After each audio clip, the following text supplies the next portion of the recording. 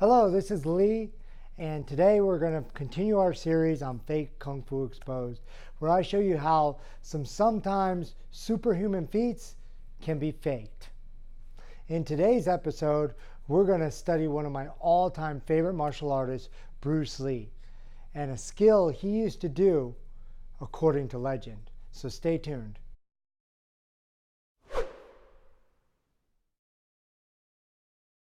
Now, as I mentioned, I'm a huge Bruce Lee fan, and I'm not saying that he did anything fake or that he ever faked anything. Never knew Bruce Lee. I never knew anybody who knew Bruce Lee, so I have no idea how he performed this trick.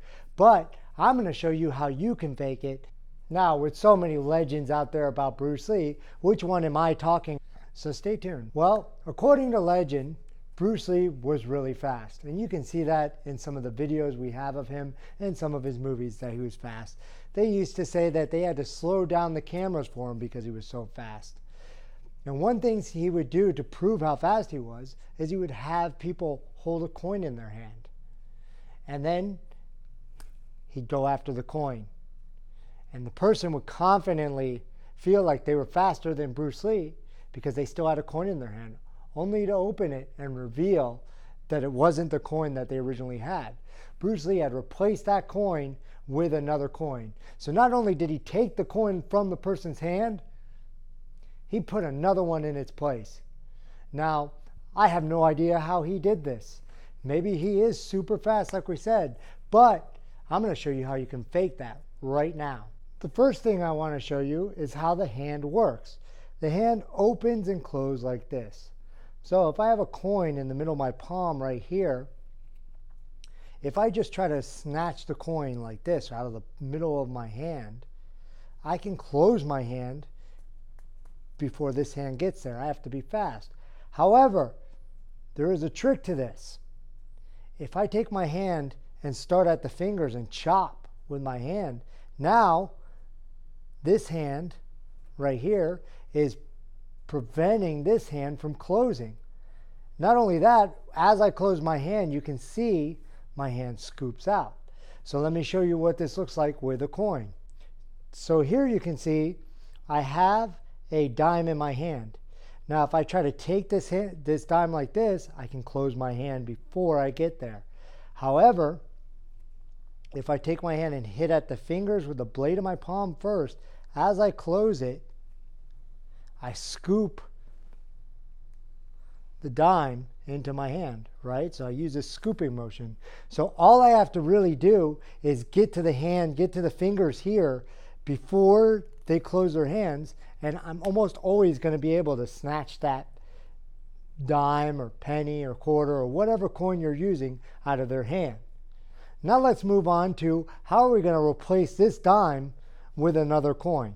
For this part of the trick, you're going to need something that magicians call sleight of hand or palming or sometimes misdirection.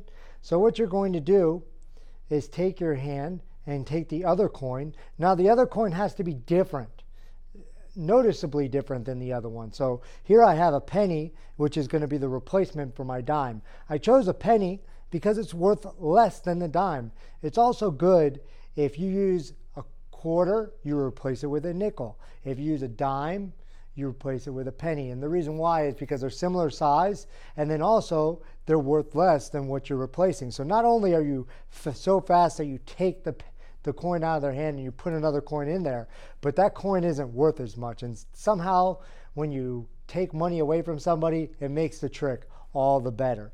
So what I'm going to do is take this coin and hide it in between the fingers. So now it looks like I don't have a coin when in fact it's right here on the back. You can see it right there.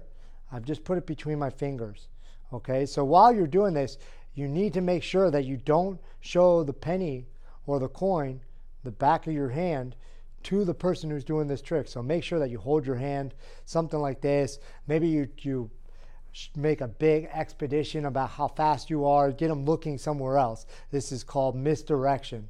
So we really want to convince the person that you do not have this coin laying right there. So you need to practice only showing the palm side of your hand towards the person that you're going to do this with. If you do the back of the hand, they're going to see the coin and they're going to know what the gig is. Okay, so let's go on to the next part of this trick.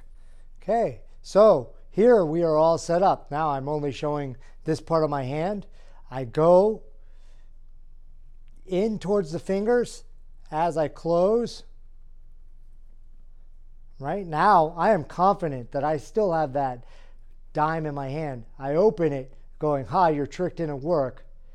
And then I look down stupidly at a penny that has been replaced there. Now I did that slow so you could see it. I'll do it fast one time for you to see it as well. So let's show it in full motion, full speed.